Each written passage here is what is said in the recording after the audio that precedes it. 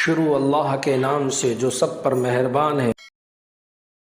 حضرت ابو ہریرہ رضی اللہ تعالیٰ عنہ سے روایت ہے، رسول اللہ صلی اللہ علیہ وسلم نے فرمایا، جماعت کے ساتھ نماز پڑھنے میں گھر کے اندر یا بازار، دکان وغیرہ میں نماز پڑھنے سے 25 گنا ثواب زیادہ ملتا ہے، کیونکہ جب کوئی شخص تم میں سے وضو کرے اور اس کے آداب کا لحاظ رکھے، پھر مسجد میں صرف نماز کی غرض سے آئے تو اس کے ہر قدم پر اللہ تعالیٰ ایک درجہ اس کا بلند کرتا ہے اور ایک گناہ اس سے معاف کرتا ہے۔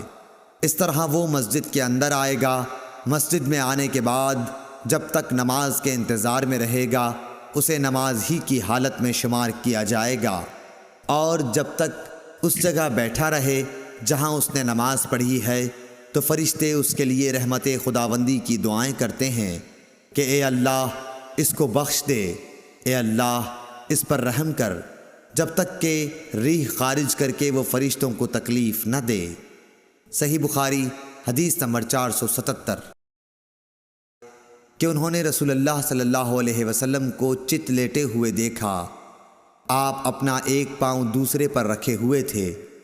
ابن شہاب ظاہری سے مروی ہے، وہ سعید بن مسیب سے روایت کرتے ہیں کہ عمر اور عثمان رضی اللہ تعالی عنہ بھی اسی طرح لیٹتے تھے۔ صحیح بخاری حدیث نمبر 475۔